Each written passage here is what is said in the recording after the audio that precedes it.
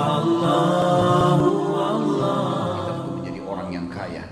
Kaya memiliki materi yang sumbernya jelas dari hal-hal yang halal. Dari mana dalilnya Ustaz? Bisa nggak dijelaskan kepada kami? Bukankah orang miskinnya muslimin lebih dulu masuk ke dalam surga sebelum orang kaya? Sebagaimana disebutkan dalam hadis sahih, saya akan menjawab iya. Dan ulama merincikan kenapa orang miskin lebih dulu masuk ke dalam surga, karena hisab mereka lebih cepat. Bukan berarti mereka mengalahkan orang-orang yang kaya. Sampai ulama berselisih pendapat dan ujung-ujungnya paling banyak pendapat tentang masalah mana yang lebih afdal. Orang kaya yang suka bersyukur dengan orang miskin yang suka bersabar. Mana yang lebih afdal posisinya? Ujung-ujungnya adalah mereka menemukan ternyata orang yang kaya bersyukur lebih afdal daripada orang yang miskin sabar. Dua-duanya punya potensi, dua-duanya punya fadilah. Tapi di sini ternyata ada hal yang luar biasa yang kadang-kadang luput dari kaum muslimin. Saya jelaskan beberapa dalil ikhwas sekalian. Tentu ini bukan menyalahkan teman-teman kita yang miskin, tidak. Karena Anda miskin pun bisa mengubah nasib. Karena miskin itu masuk dalam takdir ikhtiar. Masuk dalam takdir ikhtiar, itu potensi. Allah berikan waktu kita sama semuanya. Ya, samanya itu adalah 24 jam.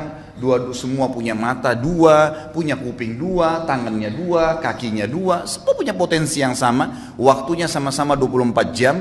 Sama-sama lahir dari rahim seorang ibu. Kenapa kok ada orang yang maju dan ada orang yang tidak maju?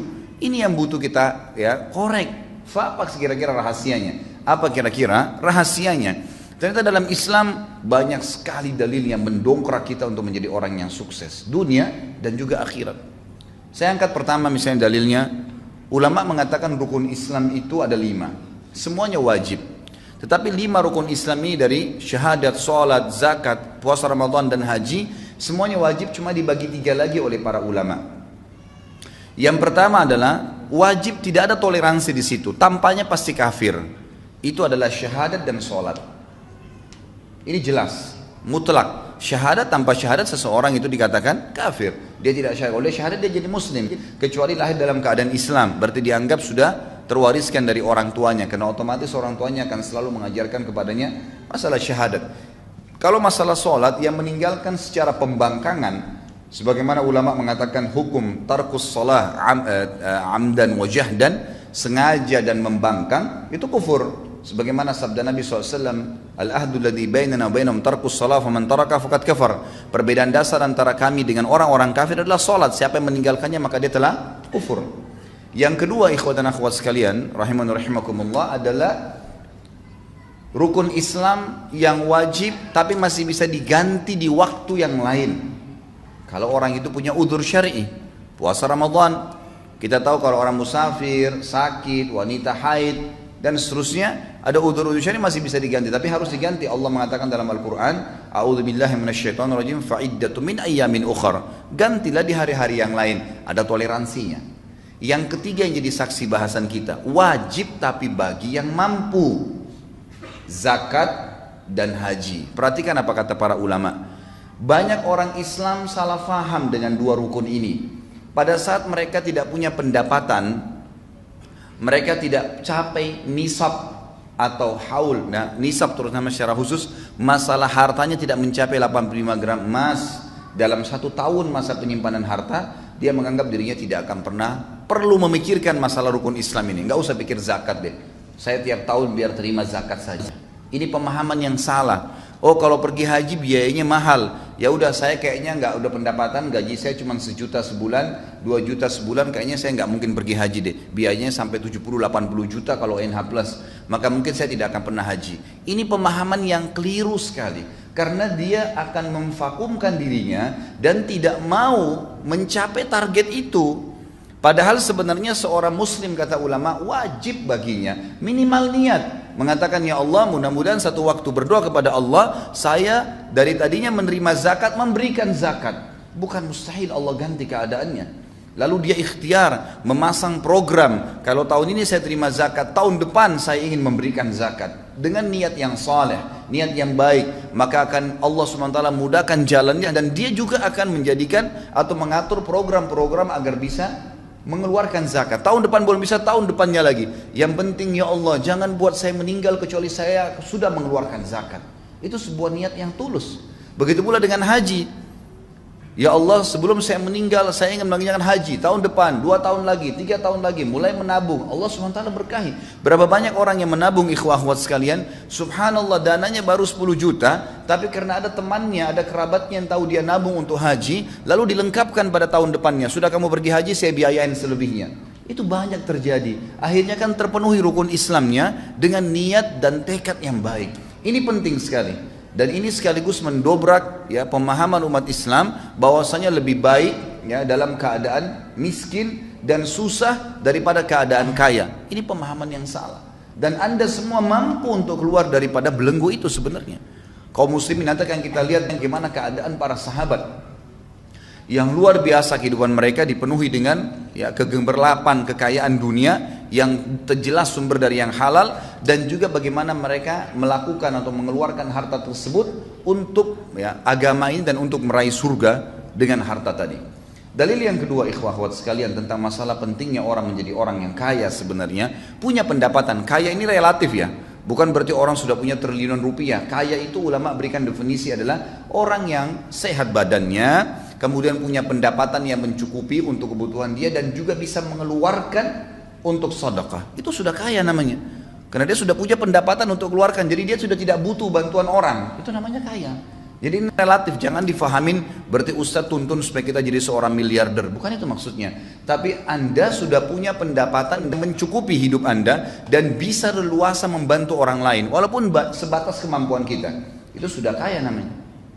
Sebuah hadis Bukhari bahwasanya telah datang sahabat-sahabat yang miskin kepada Nabi SAW. Sebagian mereka datang lalu berkata, ya Rasulullah, sahabat-sahabat kami yang kaya banyak sekali di Madinah ini, mereka mengalahkan kami dari sisi pahala.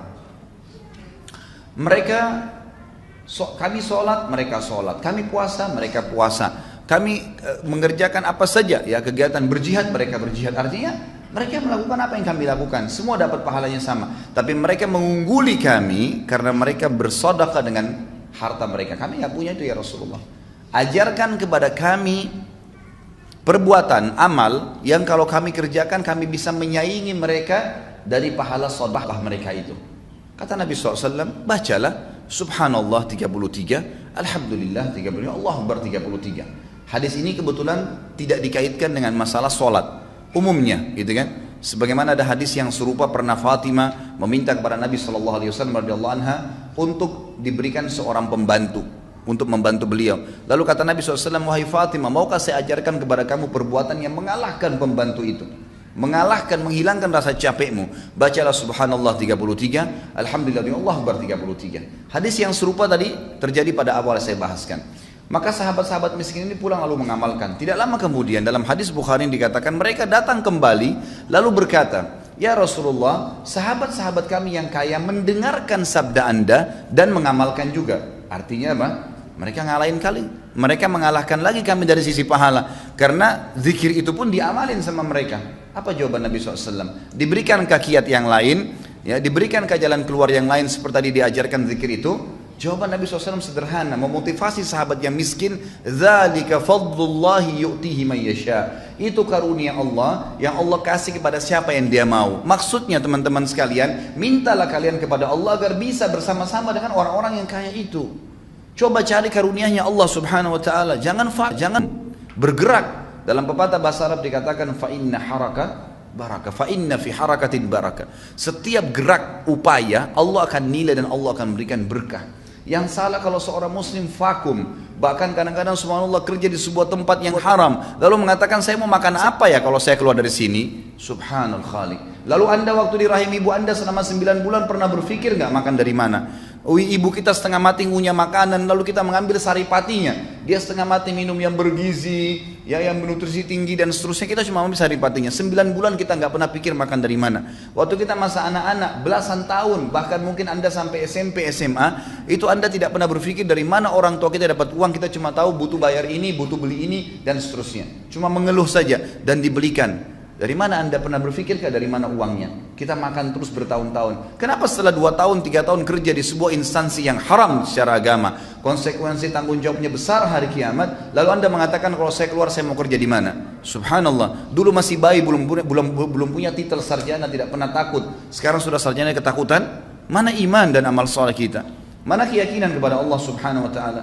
Maka ini harus difahami ikhwan dan akhwat sekalian, bahwasanya Allah Azza wa Jalla akan menentukan dan memastikan janjinya sebagaimana Allah berfirman, a'udzubillahi minasyaitonir rajim, innallaha la yughayyiru ma biqaumin hatta yughayyiru ma bi anfusihim. Allah enggak akan ubah keadaan satu kaum sampai mereka sendiri mengubah diri mereka. Harus berupaya, berusaha, baru Allah keluarkan, gitu kan? Orang sakit, kata ulama, lebih cepat sembuh dengan dia ikhtiar. Coba tanya, konsultasi sama dokter, minum obat, ikhtiar bertanya, daripada orang yang vakum duduk tidur nanti sembuh sendiri, gitu kan? Pasti berbeda. Maka harus seseorang itu bergerak di dalam agama Islam. Ini jelas sekali.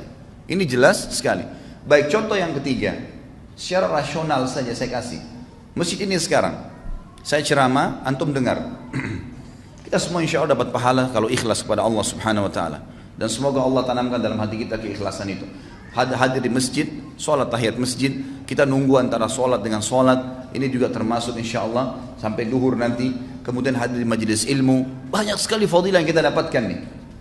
Saya sering kasih contoh di pengajian saya teman-teman sekalian, kalau saya sholat, lalu teman saya juga di sebelah sholat, saya mengajak dia, tadi dia nggak sholat, saya panggil, ayo sholat ya, dia sholat, saya dapat pahala, misal contoh saja dikasih pahala sama Allah 100, dia juga dapat pahala 100 karena dia sholat, gitu kan? Dua-dua dapat pahala. Tapi saya karena mengajak dia dikasih pahala sama Allah 100 persis pahala dia tanpa dikurangin dari pahala dia. Plus bonus, saya dapat 200 karena ngajak orang. Tapi pernah gak kita berpikir bahwasanya orang yang bangun masjid ini panen pahala semua orang yang sholat?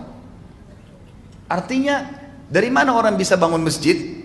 Dari harta, ikhwah sekalian. Harus punya uang, harus punya pendapatan, tapi pendapatannya sumbernya halal, keluarnya jelas kemana, bukan dipakai foya-foya. Bangun masjid, sabda Nabi SAW dalam hadis sahih dikatakan, man bana baitan lillah, bana Allahu lahu baitan fil jannah. Siapa yang bangun di muka bumi rumah untuk Allah, masjid, Allah akan bangunkan baginya istana di surga. Oh Ustaz, saya nggak mampu bangun satu masjid, nggak masalah. Ada hadis lain yang mengatakan siapa yang membangun rumah Allah di muka bumi sebesar cakaran kaki burung di tanah, semampu kita cuma ikutkan 10.000 rupiah, 100.000 rupiah, digabung dengan pembelian semen dan batu bata dan seterusnya, maka Allah akan bangunkan baginya istana di surga. Jadi beda, orang yang menggunakan harta itu besar sekali gitu kan, dia akan dapatkan pahala. Bayangkan kalau masjid ini menampung 1.000 orang misalnya, atau 2.000 orang, setiap orang yang sholat, berapa banyak pahala yang didapatkan. Sementara tadi saya kalau ngajak teman saya 1 orang, saya sudah dapat pahala dia. Bagaimana dengan orang yang bangun masjid ini? Rumah anak yatim, perbaikan jalan, banyak sekali kegiatan-kegiatan sosial, mencetak Al-Quran, ya kan? Belum lagi kalau kita bicara jihad di jalan Allah Subhanahu Wa Taala. Dan ini peran yang paling besar dari Uthman bin Affan yang akhirnya membeli surga dengan hartanya, karena beliau luar biasa dalam menginfakkan hartanya. Dan subhanallah, kata kuncinya di sini, Uthman bin Affan tidak punya ijazah dari Amerika ekonomi. Uthman bin Affan tidak paham komputer di zaman dulu. Uthman bin Affan radhiyallahu anhu adalah seorang yang lahir dari Mekah, belum bisa membaca dan menulis, karena masyarakat Mekah itu tidak bisa membaca dan menulis. Tapi kita lihat nanti bagaimana kekayaan yang Allah Azza wa Jalla bukakan karena satu kata kuncinya, sumbernya halal, kemudian rajin berinfak, itu dibukain sama Allah Subhanahu wa taala. Berapa banyak orang yang punya ijazah S1, S2, S3, profesor, biasa saja keadaannya. Berapa banyak orang yang punya perusahaan banyak, besar, mobilnya mewah, tapi pada saat meninggal ternyata utangnya lebih besar daripada asetnya karena terlibat dalam masalah ribawi.